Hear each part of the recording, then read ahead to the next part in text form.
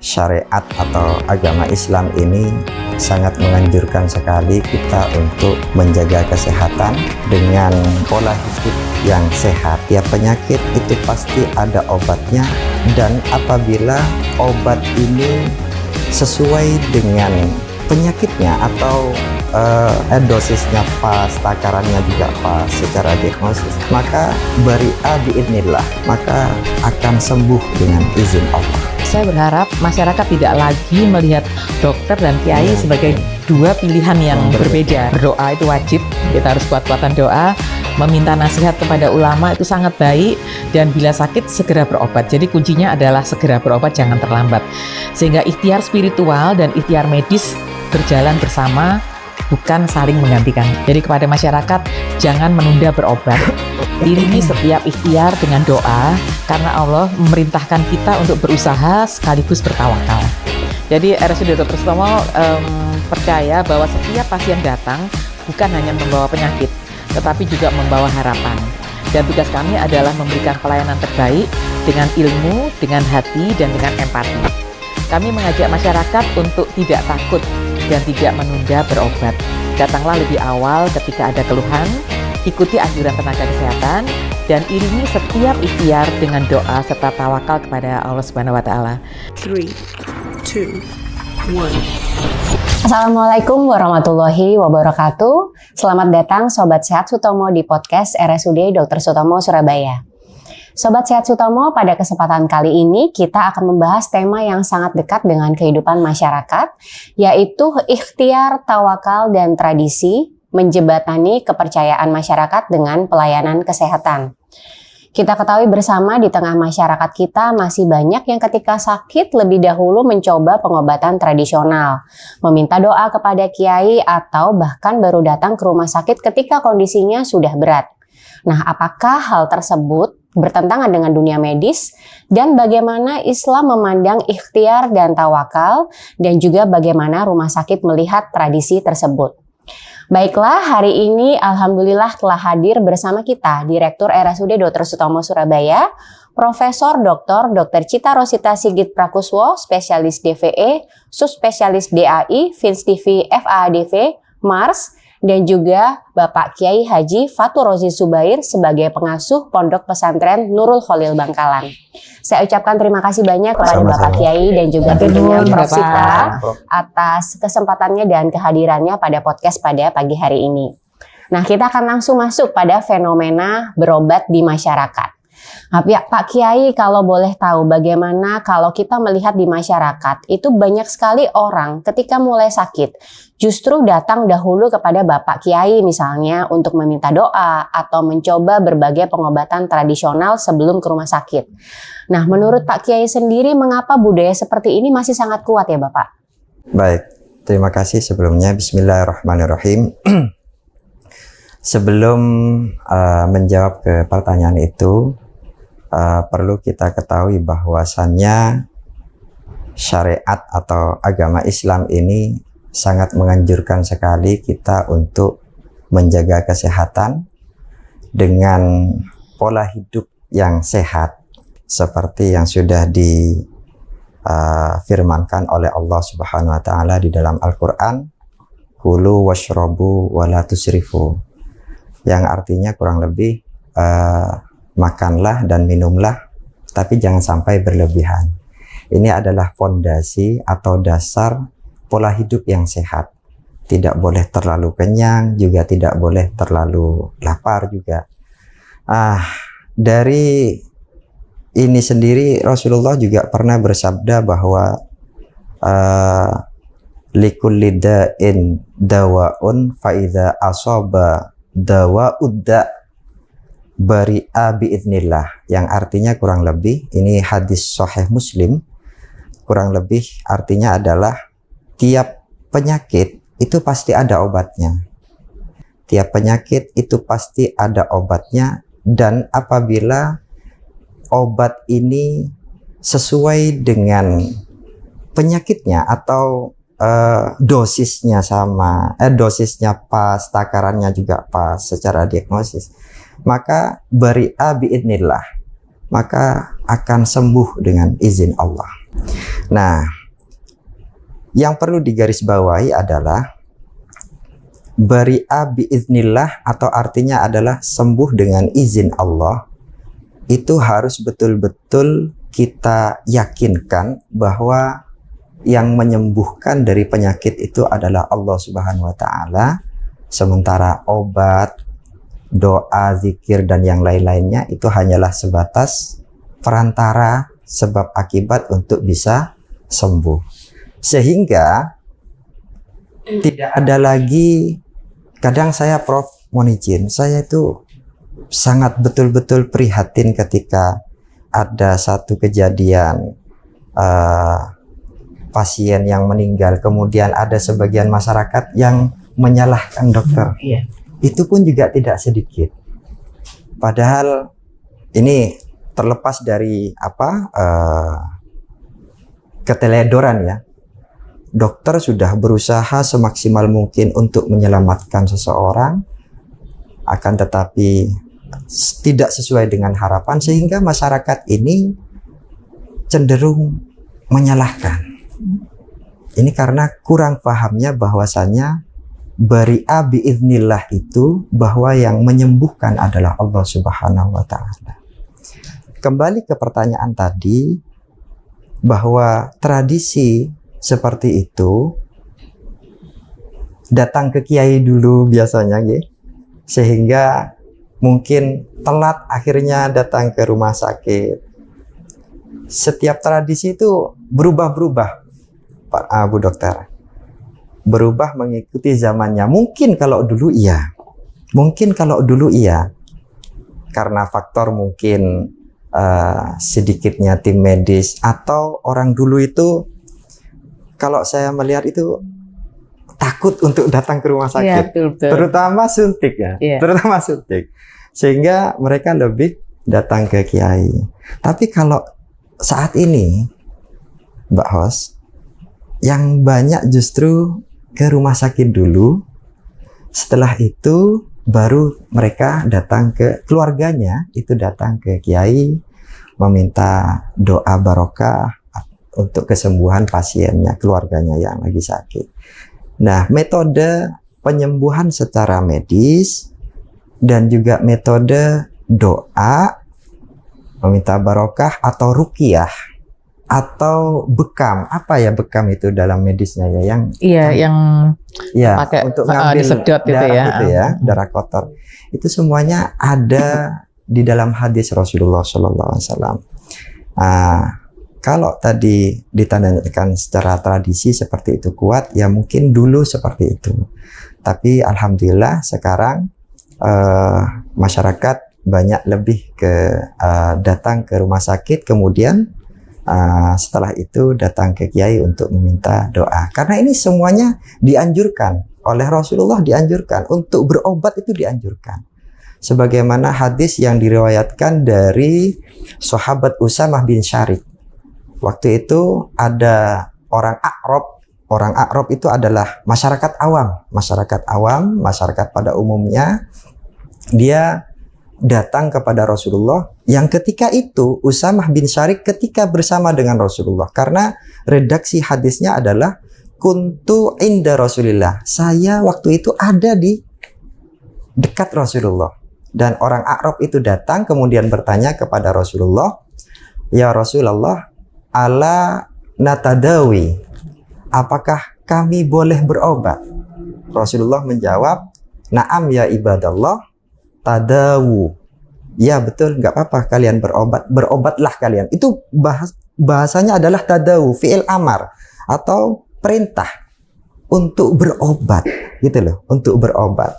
Karena fa innallaha lam yadha' da'an illa wada'alahu syifaan. Karena sesungguhnya Allah tidak meletakkan satu penyakit kecuali untuknya, untuk penyakit itu Allah juga meletakkan syifa atau obat. Hanya ghairu wahidin. Hanya satu penyakit yang tidak ada obatnya. Sehingga para sahabat qalu ma huwa ya Rasulullah, apa itu Rasulullah penyakit yang tidak ada obatnya? Qala al-haram.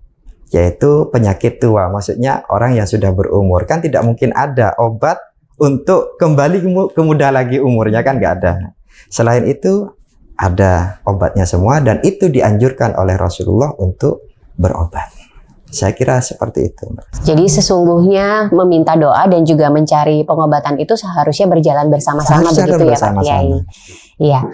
Baik, sekarang kalau untuk dari Ibu Direktur sendiri dari sisi rumah sakit, sebetulnya apakah di rumah sakit itu fenomena seperti ini juga sering ditemui? Prof Sita silahkan. Ya, terima kasih Dokter Irmadita. Matur nuwun Bapak Yai sampun rawuh ke Sutomo.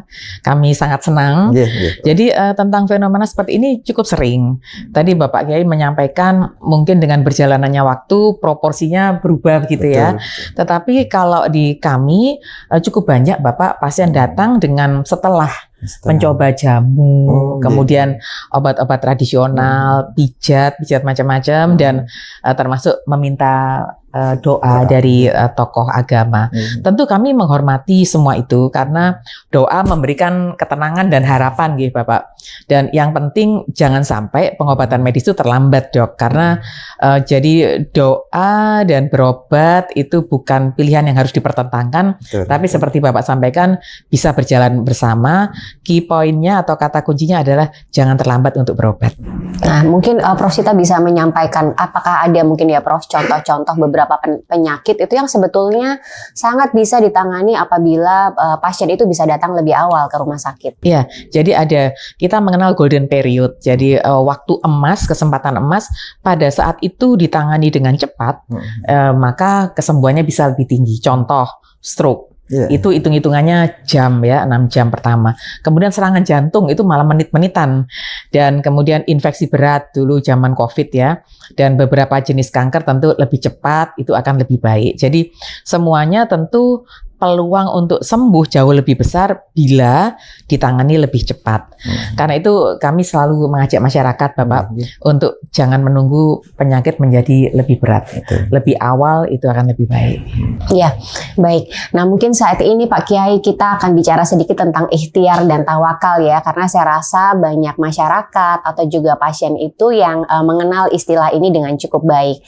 Nah bagaimana menurut Pak Kiai sendiri? Karena kadang-kadang ada tanggapan bahwa kalau kita sudah pasrah terhadap Allah Subhanahu wa taala terhadap penyakit kita, maka sebetulnya kita katanya tidak perlu berobat karena ya seperti Pak Kiai sampaikan juga ya bahwa bagaimanapun kesembuhan itu atas izin Allah.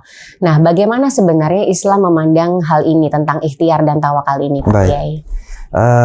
Di dalam salah satu kitab itu dijelaskan bahwa macam-macam orang ketika sakit itu ada 4 macam. Ada 4 macam. Yang pertama adalah orang yang sudah memasrahkan sepenuhnya tawakalnya kepada Allah Subhanahu wa taala, dan dia lebih memilih berdoa kepada Allah seperti yang diceritakan di dalam hadis sahabat Abdullah bin Mas'ud. Ketika itu khalifahnya adalah khalifah Sayyidina Utsman.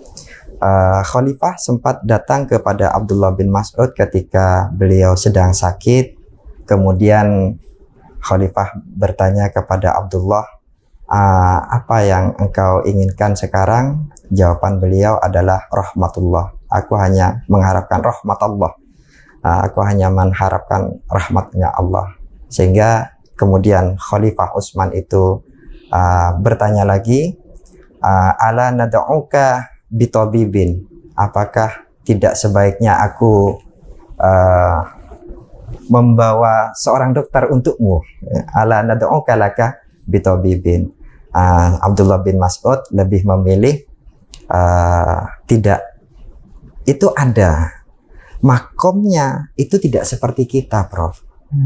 Makomnya itu tidak seperti kita, hanya orang-orang tertentu yang memang tawakalnya itu memang sudah sempurna, yang kalau saya artikan bahwa makom ini sekarang sudah tidak ada, ataupun ada itu hanya orang-orang 1-2 saja yang ada makom yang seperti itu. Kalau saya boleh jelaskan, derajat yang seperti itu orang yang sudah tidak bisa di dalam hati sudah tidak ada rasa perbedaan antara uang 100.000 dengan yang 1.000. Dia sudah tidak ingat apa itu dunia, apa itu enggak. Jadi itu sudah tidak ada, ataupun kalau seandainya ada, itu pun hanya kecil mungkin, dan itu haknya dia. Kalau orang-orang yang sekarang ini sudah ada di makam yang seharusnya dianjurkan untuk tadawi, untuk untuk berobat. Ini makam kita. Kita lihat sajalah sekarang berapa banyak, jangankan orang awam, kiai kalau sakit ke rumah sakit loh, bro. Siap. Yeah. Kiai kalau sakit ke rumah sakit, tidak air sendiri terus ya, enggak ya, tapi ke rumah sakit dulu.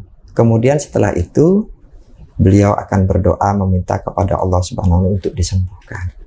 Artinya ini sebuah contoh kepada kita semua masyarakat bahwa ulama juga menganjurkan, ulama sendiri mengamalkan untuk berobat kepada dokter yang memang sudah di dalam bidangnya mengetahui itu. Kalau saya boleh bercerita sedikit ya, Prof ya.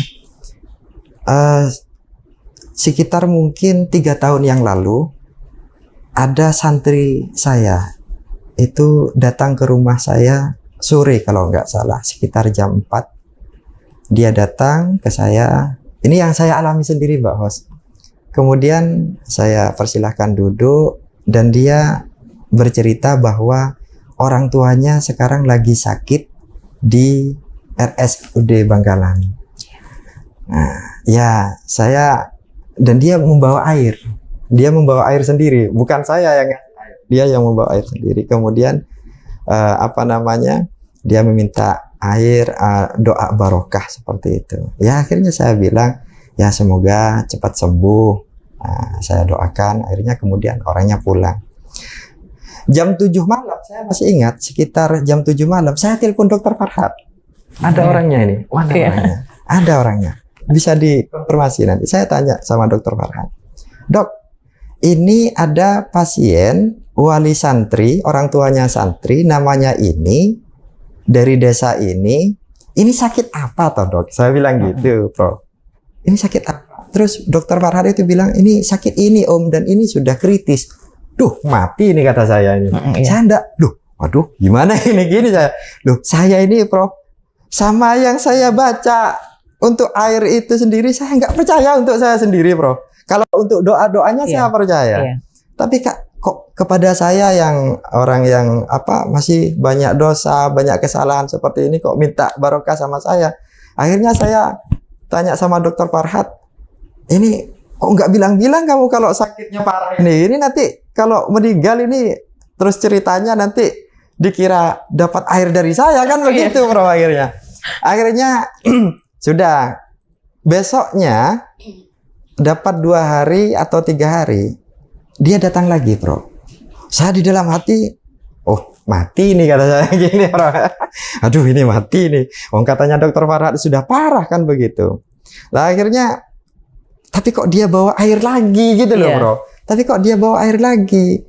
Loh kok minta air lagi? Saya bilang, ya saya yang awalnya sembuh itu yang pertama saya kasih airnya itu. Yang kedua, ya saya rubah, Bro, karena ini kan sudah kritis gitu ya. Akhirnya saya bilang, yang banyak tawakal ya antisipasi takut meninggal kan. Akhirnya saya bilang, sabar dan tawakal kepada Allah begitu. Nah, akhirnya ketiga kalinya dia datang dan dia bercerita bahwa orang tuanya sudah pulang dan terus sehat. Dan itu saya bingung. Ya, maksudnya begini. Ini kan 2 ikhtiar yang dilakukan. Usaha medis dia lakukan, pertama dia masuk rumah sakit. Kemudian dia mencari ikhtiar yang lain berupa doa barokah kepada orang yang mungkin dia percayakan. Soalnya begini. Setahu saya, salah satu faktor seseorang itu mudah diserang sakit itu ketika pikiran itu ruwet. Nah, mungkin yang namanya orang desa ya, saya percaya dengan beliau misalkan ya, dengan seorang kiai siapa gitu misalnya, kemudian itu membuat tenang hatinya, membuat nyaman pikirannya. Mungkin itu salah satu faktor sehingga secara medis kesehatan tetap jalan dan pikiran tenang. Mungkin itu yang bisa salah satu menjadi faktor sebab dia sembuhnya. Tapi tetap kembali lagi seperti yang dikatakan Imam Qurtubi, fayajibu ala kulli muslimin ayya'taqida anna syafi wal musahhih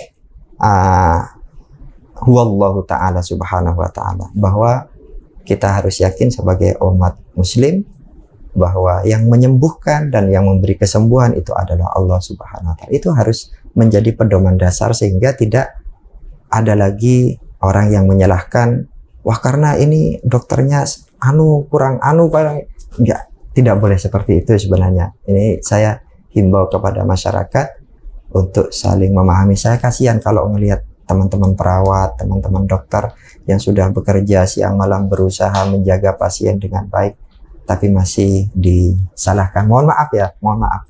Itu kadang terjadi yang membuat kami merasa prihatin. Begitu. Ya, matur nuwun Pak Kiai. Jadi memang yang harus digarisbawahi bahwa sesungguhnya berobat itu juga merupakan suatu bagian dari ikhtiar, begitu nggih? Ya, betul Pak Kiai. Nah, Prof Sita, bagaimana untuk rumah sakit sendiri atau bagian dari pelayanan sendiri? Apakah sebetulnya semangat ikhtiar ini itu juga menjadi suatu bagian penting dari pelayanan yang kita berikan untuk pasien-pasien kita? Terima kasih Dr. Irmadita. Tentu tadi seperti disampaikan oleh Bapak Kiai, jadi kita meyakini bahwa rumah sakit ini tempat kita berikhtiar dengan ilmu yang Allah titipkan kepada kami para tenaga kesehatan, dan kami memberikan pelayanan terbaik sesuai dengan ilmu dan teknologi. Namun kami juga percaya seperti tadi disampaikan oleh Bapak bahwa kesembuhan itu adalah kehendak Allah. Jadi kita ini cuma lantaran. Karena itu ikhtiar medis dan doa selalu berjalan berdampingan untuk mencapai kesembuhan tersebut. Jadi saya setuju sekali, dan matur nuwun untuk sharingnya Bapak. Saya paham bahwa penyakit itu memang terjadi karena adanya ketidakseimbangan ya di dalam badan kita. Kalau di istilah kedokteran itu homeostasis. Begitu kita setimbang ya baik, atau kita pernah jeglek tapi kemudian ada keseimbangan baru lagi, baik lagi. Namun pada saat sudah pikirannya ruwet, nggak bisa mengatasi situasi yang menekan, lah penyakit itu akan bermunculan. Itu ada ilmunya juga. Jadi sesuai, sangat sesuai, dan dengan doa dan barokah dari Bapak Kiai, dan itu akan pasti memberi support mental untuk pasien untuk menjadi lebih mudah disembuhkan. Jadi memang itu sesuai yang harus dua hal yang harus jalan berdampingan, ikhtiar medis dan doa. Ya. Sesuai tadi juga dengan ceritanya Pak Kiai ya, Pak Kiai tadi bercerita tentang seorang pasien yang menghadapi penyakit yang berat, atau mungkin di kita juga ya di Dr. Sutomo seringkali kita juga menangani pasien-pasien dengan penyakit berat atau penyakit yang kronis ya Prof. Nah, bagaimana Prof, dokter dan tenaga kesehatan ini membangun harapan pasien pada kasus-kasus seperti ini? Ya, terima kasih Dr. Irmadita. Jadi tadi juga Bapak Kiai menjelaskan atau memberikan insight ya pada kami tentang bagaimana pasien itu berharap pasti ya untuk sembuh seburuk apapun kondisinya. Dan kami selalu menyampaikan kondisi pasien itu dengan jujur Bapak pada pasien dan keluarganya, tetapi tetap memberikan harapan. Tentu harapan bukan menjanjikan pasti sembuh, karena kesembuhan itu milik Allah, tapi meyakinkan bahwa masih ada upaya yang bisa dilakukan untuk mencapai kesembuhan. Dan tentu dengan dukungan keluarga, tadi contoh dari Pak Kiai itu bagus sekali ya, bahwa bagaimana orang tuanya memohon doa, kemudian pasti tenang dan pasti menularkan ketenangan itu pada yang sakit dan seterusnya. Sehingga dukungan keluarga, doa, kepatuhan berobat tentu saja, maka peluang hasil yang baik tentu akan lebih besar. Jadi sekali lagi matur nuwun untuk insight-nya Bapak, dan saya pikir itu sesuatu yang cocok ya dengan pemikiran kami bahwa ikhtiar medis dan ikhtiar doa harus upayakan bersama-sama. Ya, matur nuwun Prof Sita. Baik Sobat Sehat Sutomo, kita masuk pada sesi yang ketiga. Ini topiknya juga menarik, yaitu tentang pengobatan tradisional dan pengobatan medis. Nah, Prof Sita, sekarang ini banyak sekali masyarakat itu juga mengonsumsi jamu, herbal, karena dianggap itu sesuatu yang katanya non kimiawi begitu ya Prof. Tapi juga menjalani terapi-terapi tradisional yang lain. Sesungguhnya di dunia medis sendiri, apakah sebetulnya hal tersebut itu bertentangan Prof dengan pengobatan medis yang seringkali kita berikan kepada pasien kita? Ya, pertanyaan bagus sekali Dokter Dita, karena memang sering dan cukup banyak, dan pengobatan herbal atau jamu itu mungkin sudah ada di sepanjang sejarah perabatan manusia ya, sudah bertahun-tahun. Zaman itu belum modern, tapi mungkin trial by error gitu, dan ada alasan-alasan tertentu kemudian akhirnya menjadi membudaya. Tentu tidak bertentangan, dan kami sangat menghormati pengobatan tradisional selama aman dan tidak menggantikan terapi medis yang diperlukan. Jadi sekali lagi berjalan bersamaan. Jadi penggunaan jamu dan herbal itu sebaiknya disampaikan kepada dokter yang merawat, agar dokter bisa tahu bahwa obat herbal ini terdiri dari apa saja dan obat yang diberikan apa saja, karena kita harus menghindari interaksi antara dua obat tersebut. Meskipun itu bahan alami, tetap interaksi itu mungkin bisa terjadi. Iya.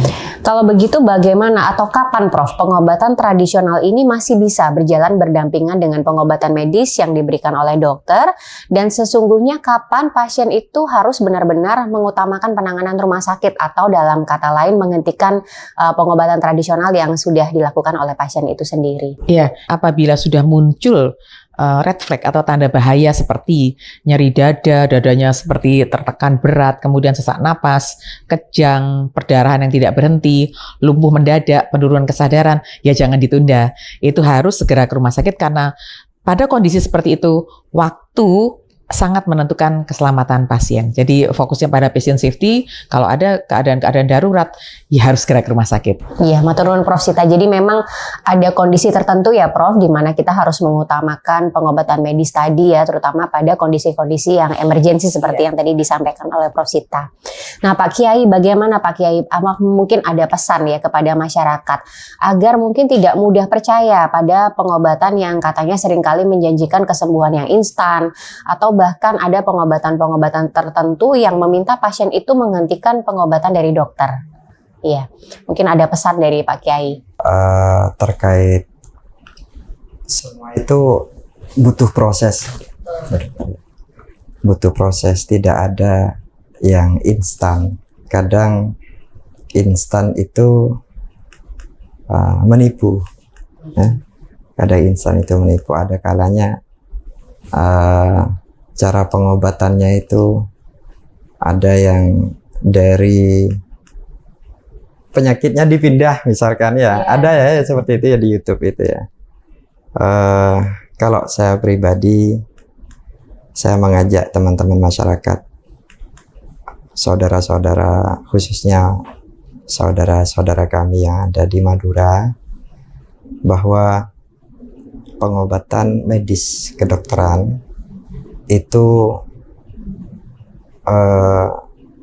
untuk belajar ilmu kedokteran itu cukup lama loh ya.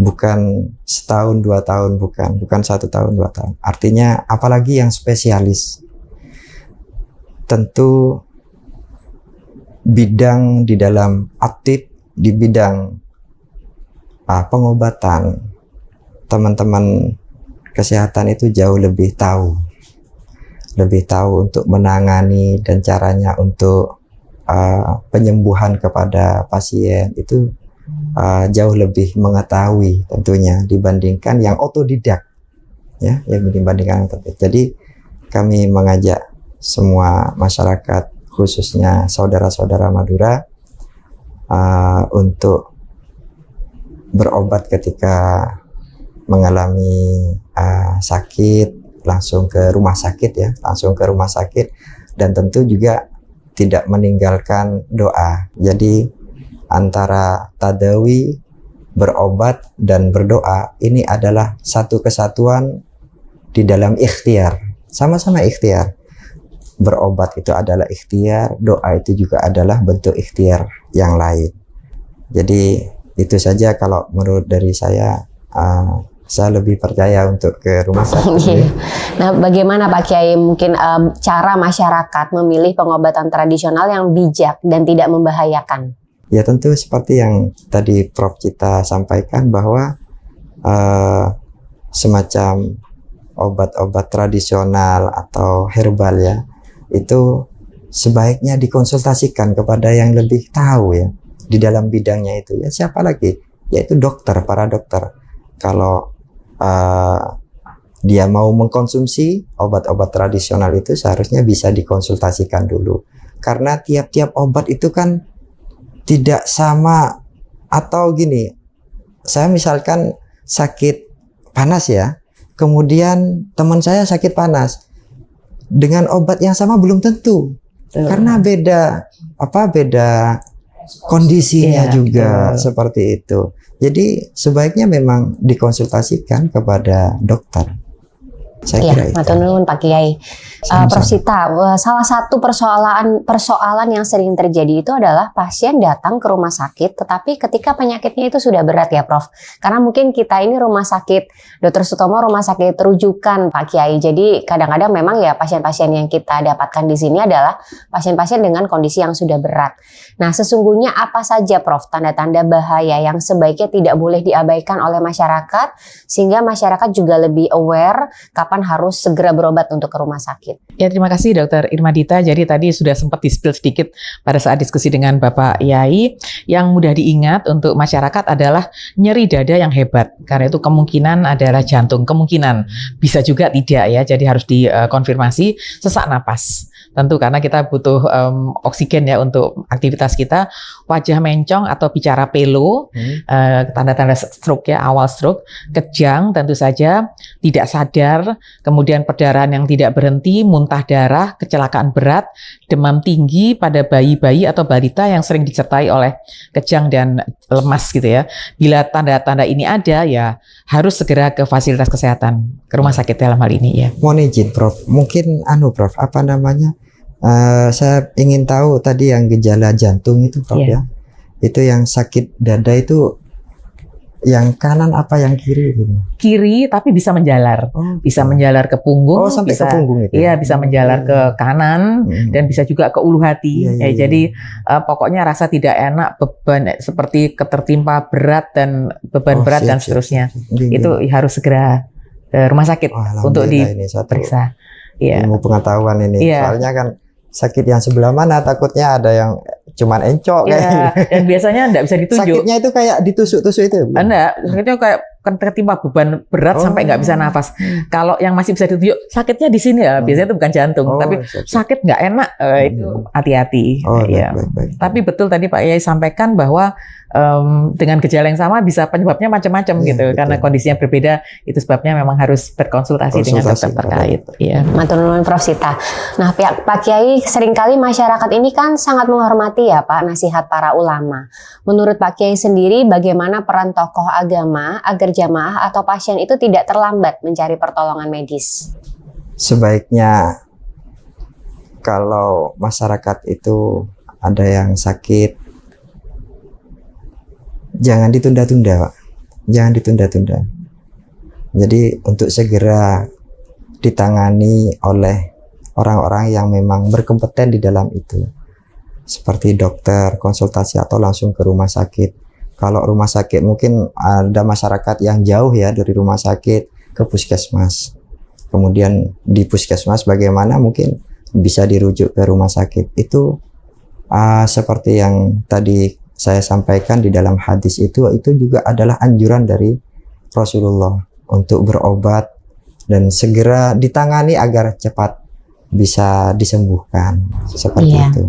Jadi menyarankan seseorang untuk segera ke dokter juga sebenarnya merupakan bagian dari dakwah ya Pak Kiai ya, dan menjaga amanah terhadap kesehatan umat. Betul. Ya.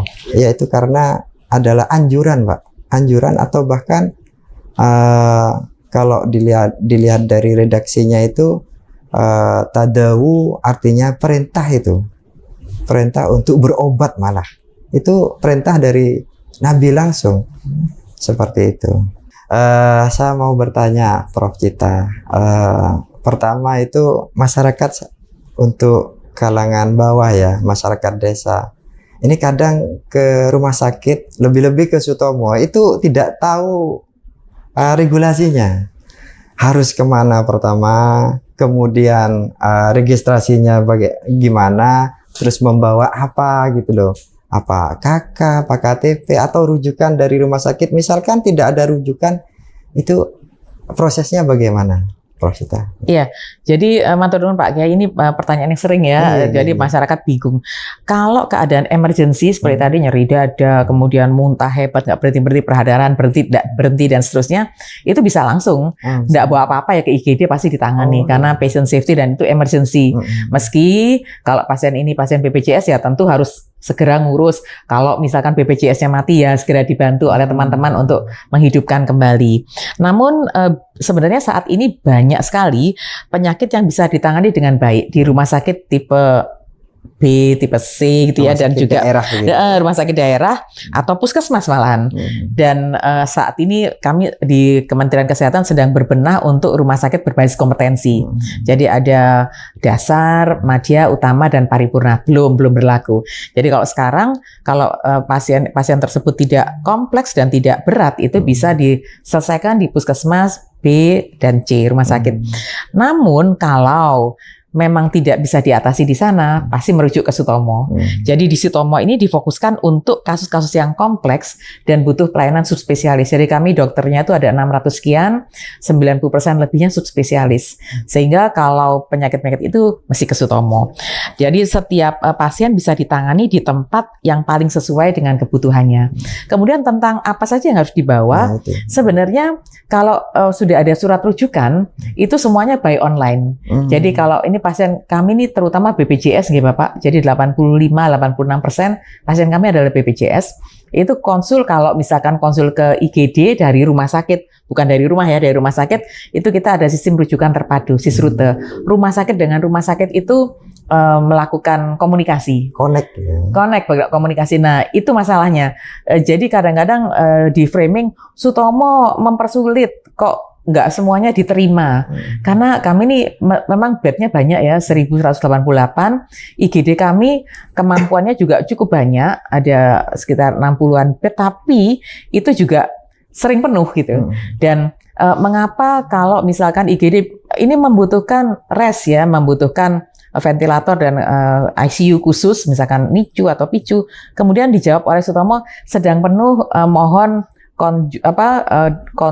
konsul berkala, kan kami akan update kalau ada yang geser itu bisa. Mengapa? Karena kalau di sini tidak disiapkan sarprasnya, misalkan sedang penuh, sementara misalkan ini anak bayi gitu ya, membutuhkan pediatrik ICU, datang ke sini malah tidak tertangani, malah bahaya untuk anak tersebut, bahaya di perjalanan dan bahaya di sini. Sehingga dalam komunikasi dengan IGD tersebut selalu ditanyakan apakah transportable, apakah layak dibawa dengan selamat, dengan aman. Dan yang kedua, apakah di kami sarpras tersebut ada. Jadi kalau memang ada, begitu kita jawab ada, silakan diberangkat, itu langsung di-keep buat yang bersangkutan. Itu untuk IGD. Kalau untuk di poliklinik, cukup membawa surat rujukan dan saat ini semuanya bisa online. Jadi untuk mendaftar JKN pun online.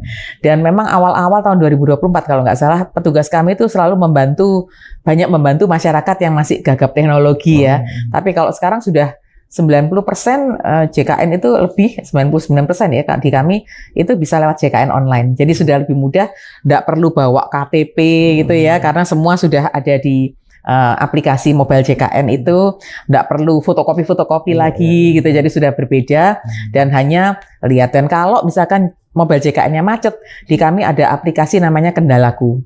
Alhamdulillah kebetulan tahun lalu kami mendapatkan juara 1 untuk rumah sakit tipe A berkomitmen JKN. Dan tahun ini masuk final, mohon doa, sudah masuk 3 besar, semoga bisa bertahan. Amin. Tapi setidaknya itu bagian dari upaya kami. Jadi sekarang sudah lebih mudah Bapak, dan kalau ada kesulitan, langsung ada aplikasi Kendalaku, itu bisa diakses dan langsung diselesaikan oleh kawan-kawan. Bisa di-download di Play Store? Iya, bisa. Android ya? Iya, iya. Baik-baik. Iya. Demikian dokter kita. Iya, matur nuwun Prof Sita. Pak Kiai mungkin sudah menjawab nih pertanyaan dari Pak Kiai. Baik, saat ini kita masuk tentang tema kolaborasi Pak Kiai dan Prof Sita. Nah, menurut Pak Kiai sendiri seperti apa kolaborasi yang ideal antara ulama, pesantren dan juga rumah sakit dalam meningkatkan kesehatan di masyarakat? Oke. Tentu masing-masing mempunyai bidangnya atau tupoksinya ya. Para dokter, para teman-teman medis, ini dalam teknisnya, kalau para tokoh masyarakat ini dengan dakwahnya ke kampung-kampung dan bisa menyampaikan kepada masyarakat luas bahwa penyembuhan lewat medis ini hal yang baik dan dianjurkan oleh agama, sehingga masyarakat itu tidak ada rasa takut lagi gitu, tidak ada rasa takut lagi. Kadang hal yang seperti ini yang diyakini atau yang dipercaya itu kiainya kadang. Betul. Oh, kata kiai nggak apa-apa begitu. Iya. Saya awal-awal itu masih ingat Prof, saya masih ingat dulu mungkin ya di Bangkalan itu, dari keluarga Bangkalan gitu. Ya. Itu pertama kali vaksin itu saya Prof.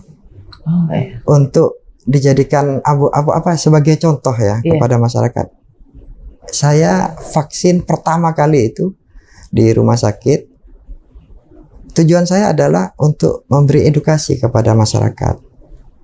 Kita itu harus percaya kepada pemerintah dan juga harus percaya kepada tim medis bahwa yang mereka lakukan ini semuanya sudah melalui proses yang panjang dan untuk kebaikan kita bersama, karena penyakit ini kan juga ada yang menular, ada yang tidak. Kalau tidak ditangani secara cepat, khawatirnya nanti bisa membuat orang lain terpapar seperti itu. Jadi kalau tadi pertanyaannya, kolaborasi antara tokoh masyarakat dengan dokter harus berjalan bersama dan bisa menjelaskan kepada masyarakat luas bahwa apa yang dilakukan oleh tim-tim medis kesehatan, dan ketika ada masyarakat yang untuk para tokoh, ketika ada masyarakat yang sakit, untuk memberi satu kepercayaan kepada mereka, percaya kepada rumah sakit. Saya kira itu. Iya, terima kasih Pak Kiai. Nah, Prof Sita sebagai direktur, bagaimana Prof RSUD Dr. Sutomo sendiri memandang peran tokoh agama dalam mendukung pelayanan kesehatan di rumah sakit kita? Iya, jadi terima kasih Dr. Irmadita. Kami melihat para kiai sebagai mitra penting Bapak dan Dr. Irmadita dalam menjaga kesehatan masyarakat. Ketika ulama menguatkan hati dan rumah sakit memberikan pengobatan terbaik, maka keduanya saling melengkapi seperti yang disampaikan oleh Bapak Kiai. Karena tujuannya adalah sama, yaitu membantu pasien mendapatkan kesembuhan dan kualitas hidup yang lebih baik. Jadi tentu kami memandang peran tokoh agama sangat penting karena itu mensupport atau mempercepat atau mendukung kesembuhan dari pasien. Iya. Nah, ini pertanyaannya ini berikutnya untuk Pak Kiai juga untuk Prof Sita sebagai direktur. Kira-kira apa yang mungkin bisa dilakukan bersama agar masyarakat itu tidak lagi melihat rumah sakit maupun kiai itu sebagai dua pilihan yang berbeda, tetapi bisa sebagai mitra yang sama untuk menjaga kesehatan. Mungkin Pak Kiai dulu silakan. Pertama saya ingin menjelaskan bahwa teman-teman medis, para dokter, para perawat dan yang lainnya, saya ingin menjelaskan bahwa apa yang panjenengan semua lakukan itu adalah sebuah bentuk usaha yang mulia. Perbuatan panjenengan untuk menyembuhkan pasien itu satu perbuatan yang sangat mulia dan sangat dipuji oleh agama. Bagaimana ketika mereka pertama datang, raut wajahnya sedih Prof, karena anaknya yang sedang sakit, dan karena lantaran panjenengan yang mengobati, memberi obat, melayani dengan baik, kemudian mereka sembuh. Ketika panjenengan lihat raut wajahnya ketika pulang anaknya dalam keadaan sembuh, mereka bangga dan mereka bahagia. Itu salah satu adalah perbuatan yang sangat mulia dan berpahala. Sebagaimana Rasulullah pernah bersabda, salah satu amal ibadah yang baik adalah idkhalus surur, membuat orang lain itu bahagia. Tentu kalau dari tokoh masyarakat perannya adalah bagaimana kita harus menjaga pola hidup yang baik, menyampaikan kepada masyarakat, dan juga ajaran-ajaran agama seperti an-nadzafatu minal iman, kebersihan itu sebagian, dan ini harus ditingkatkan sehingga mereka bisa hidup dengan pola yang sehat, makan yang sehat-sehat. Kemudian perannya teman-teman medis, teman-teman dokter ini juga harus juga disampaikan kepada masyarakat untuk bisa saling melengkapi antara satu dengan yang lain, melengkapi antara tokoh masyarakat dan juga dokter.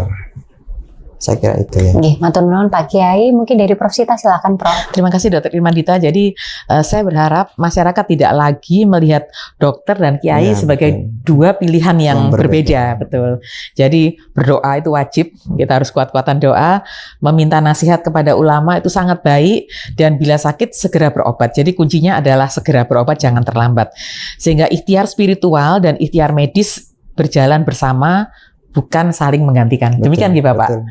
Demikian Dr. Irmandita. Nah baik, saat ini itu ada istilahnya rapid message Prof Sita dan Pak Kiai. Jadi kalau dalam satu kalimat mungkin Pak Kiai, apakah ada pesan untuk masyarakat yang mungkin sedang sakit?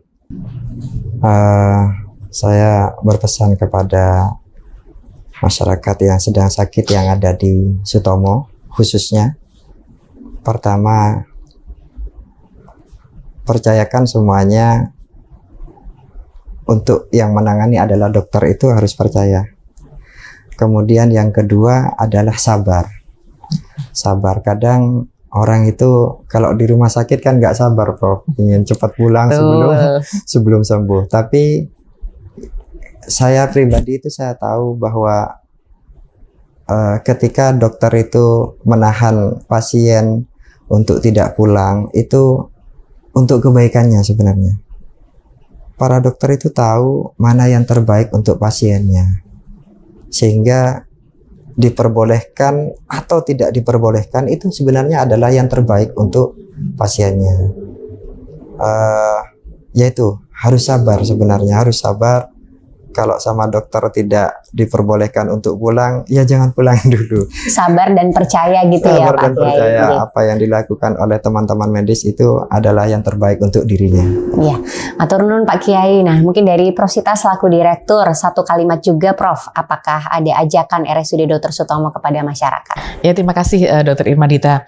Jadi kepada masyarakat, jangan menunda berobat. Iringi setiap ikhtiar dengan doa, karena Allah memerintahkan kita untuk berusaha sekaligus bertawakal.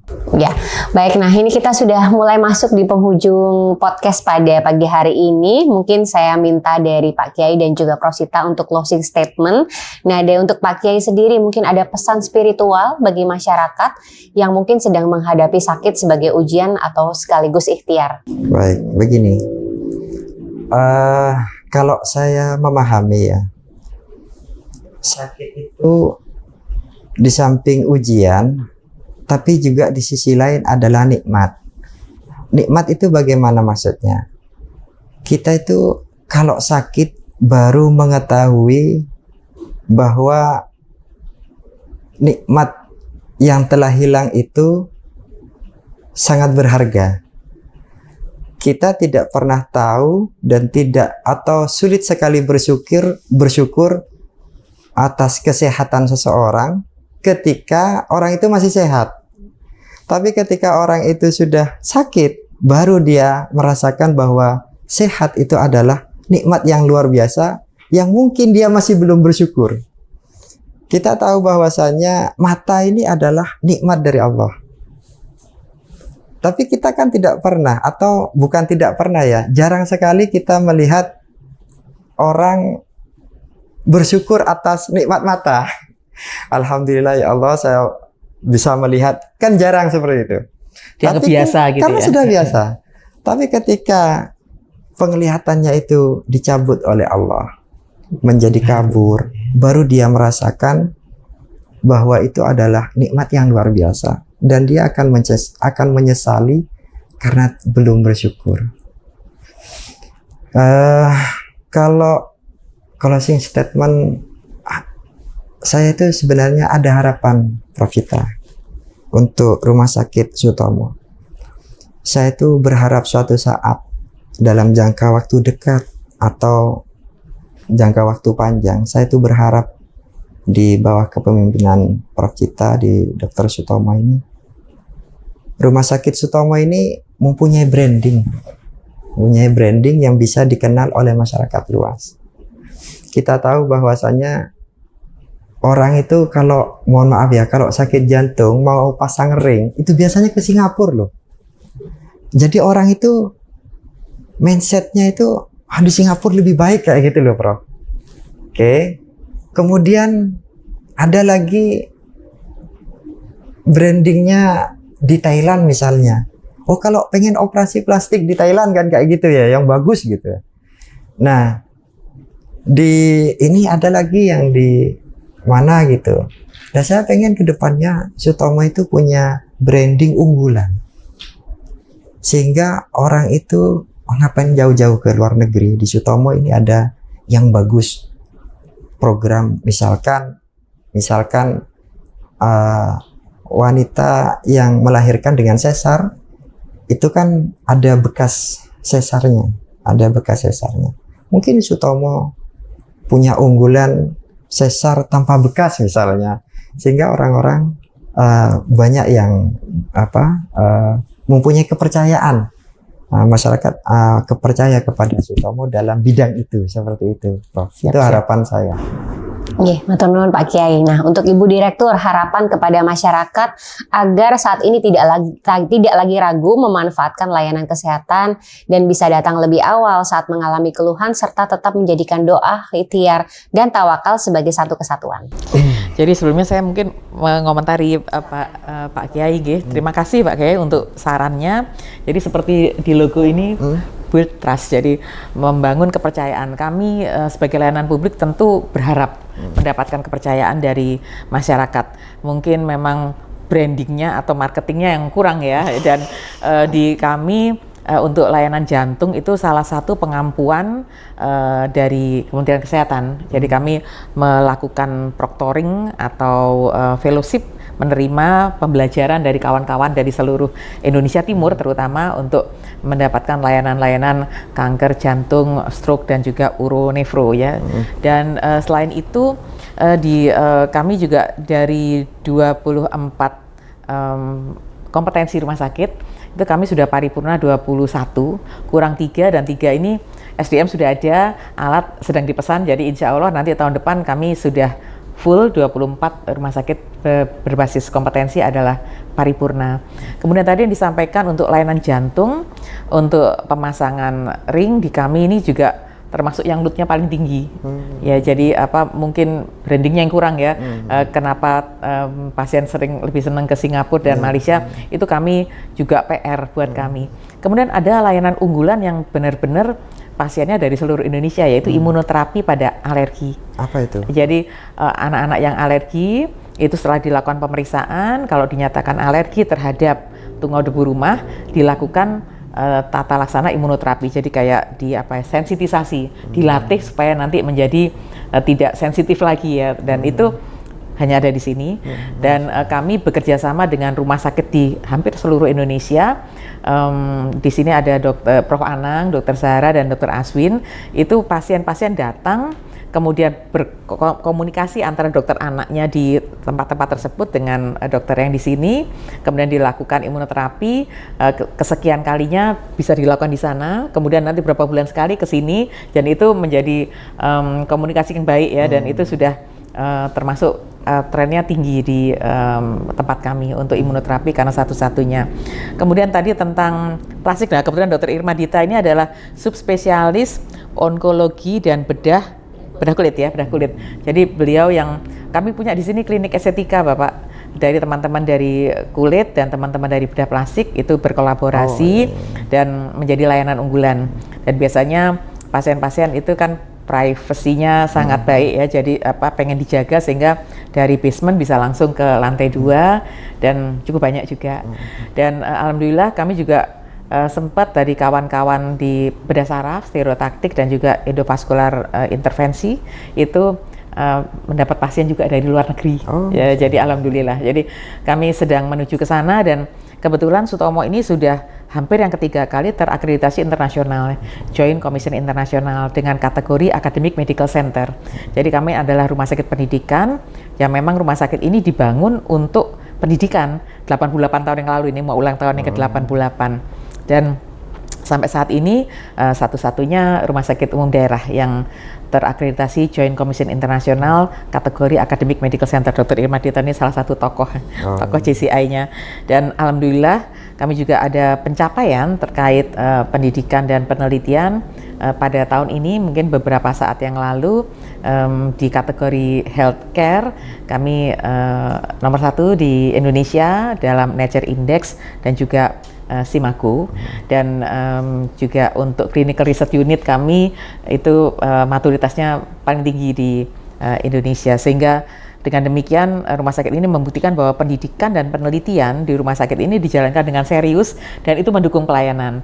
Tapi memang branding perlu, branding untuk meningkatkan kepercayaan dari masyarakat. Jadi Direct Titip mungkin kalau ada pasien-pasien yang bisa dikirim ke Sutomo dengan senang hati kami sudah bersiap sesuai dengan arahan Ibu Gubernur harus menjadi world class hospital dan kami ada di jalan menuju ke sana. Oke. Kemudian Prof, tadi mohon izin, Prof. Tadi yang program anak itu, Prof, yang ya, alergi. imunoterapi. Ya. Semacam terapi itu ya? Iya, jadi disensitisasi, dilakukan kayak dicucuk-cucuk gitu. Kemudian untuk supaya nanti dosisnya bertambah, kemudian bisa berkurang dilakukan adjustment. Itu jadi akhirnya anak-anak yang alergi menjadi tidak lagi alergi. Sekarang lagi banyak gejala anak kecil itu tidak mau makan nasi, Prof. Makannya itu yang snack itu sudah mulai banyak. Bahkan anak saya, Prof, mohon izin. Usia berapa, Bapak? Usia baru masuk TK kemarin, 4 tahun. Itu sampai detik ini belum pernah makan nasi, Prof. Nggak mau, Prof. Nggak mau makan nasi ya, jadi makannya snack dan itu kan bahaya. Tapi ada pengganti ya, karena kan kita harus 4 sehat 5 sempurna. Roti gandum itu baru, Prof. Ya itu baru kalori, ini. Ya. Awal-awal nggak mau, Prof. Jadi cuma snack kayak gitu yang di toko-toko itu, dan itu tidak baik untuk kesehatan lah. Terapi agar anak kecil mau makan nasi itu mungkin ke depannya ya, Iya. Saya kira itu banyak. Mungkin Dr. Irma Dito nanti bisa share karena juga punya balita, anak saya sudah besar-besar. Jadi intinya 4 sehat 5 sempurna. Jadi harus cukup kalori, karbohidrat, protein, kemudian juga buah dan sayur ya, susu tentu saja. Ya. Itu udah ada yang mau, Bro. Lah itu. Yang maunya cuman buah. Kalau sayur, daging, telur itu enggak mau. Mungkin caranya diolah seperti apa. Tapi di sini kami ada ada terapi yang seperti itu. Ada. Jadi itu untuk terapi anak-anak tersebut, anak-anak seperti itu di bagian anak ada. Jadi kami punya beberapa divisi, termasuk divisi tumbuh kembang. Itu kan nanti mengganggu pertumbuhan dan perkembangannya betul. Jadi bagaimana melakukan terapi agar ya tentu nggak boleh kalau snack semua, enggak 4 sehat 5 sempurna. Mungkin Dokter Dita ini kita mau wawancari beliau. Silakan, mungkin bisa sharing. Tapi mungkin mengingatkan saja juga Prof Sita dan Pak Kiai, kita juga ada subspesialisasi nutrisi ya, Prof, untuk spesialis anak yang subspesialisasinya nutrisi, dan jadi bisa memberikan informasi juga terkait dengan makanan-makanan apa yang memang sebaiknya diterapkan kepada anak-anak, dan juga bagaimana caranya mungkin cara menyajikan supaya mereka tertarik gitu. Betul. Kebetulan Dokter Meta itu kan saya satu angkatan. Itu beliau dokter spesialis anak yang subspesialisasinya memang ngurusin itu yang anak-anak GTM tidak mau makan. GTM itu gerakan tutup mulut. Betul, gerakan tutup mulut, Prof. Kalau misalnya anak anak saya ya dibawa ke Sutomo terus Iya. ada Bisa. Terapinya dari Bisa, dokter. bisa. Iya, untuk bisa apa ya, dikonsultasikan. merayu dia Bisa. mau makan nasi itu Iya, ada. Pak? ada. Ada. Karena tadi ada subspesialis nutrisi tadi, Dr. Meta, dan ada subspesialis tumbuh kembang, Prof. Wawan, Bapak Wadirian Med, itu yang nanti akan berkomunikasi dan berkolaborasi, karena kalau nutrisinya nggak benar nanti tumbuh kembangnya terganggu. Nah, sekarang gimana caranya membujuk dan seterusnya? Bisa Bapak, monggo, Oh, ditunggu. insya Allah, alhamdulillah. Iya. Ya, terima kasih. Iya, terima kasih. Terima kasih Dr. Irmadita. Jadi matur nuwun sekali lagi Bapak Yai sampun berkenan rawuh ke sini dan memberikan banyak petuah dan insight untuk kami di sini. Jadi RSUD Dr. Sutomo percaya bahwa setiap pasien datang bukan hanya membawa penyakit, tetapi juga membawa harapan. Dan tugas kami adalah memberikan pelayanan terbaik dengan ilmu, dengan hati, dan dengan empati. Kami mengajak masyarakat untuk tidak takut dan tidak menunda berobat. Datanglah lebih awal ketika ada keluhan, ikuti anjuran tenaga kesehatan, dan iringi setiap ikhtiar dengan doa serta tawakal kepada Allah Subhanahu wa Ta'ala. Semoga sinergi antara keluarga, tenaga kesehatan, dan para ulama dapat menjadi jalan kesehatan, hadirnya kesehatan dan keberkahan bagi kita semua. Terima kasih sekali lagi Pak Kiai dan terima kasih Dr. Irmadita. Ya, terima kasih sekali lagi Pak Kiai atas rawuhnya ke RSUD Dr. Sutomo Surabaya, juga Prof. Sita selaku Direktur RSUD Dr. Sutomo Surabaya. Insya Allah bincang-bincang kita pada pagi hari ini sangat bermanfaat untuk kita semua. Dan saya juga selaku host Dr. Irmadita Citrasanti, SPDVE Subspesialis OBK, memohon maaf bila ada kekurangan atau kekhilafan dalam memandu acara pada pagi hari ini. Dan salam sehat untuk Sobat Sehat Sutomo. Wassalamualaikum warahmatullahi wabarakatuh. Waalaikumsalam warahmatullahi wabarakatuh.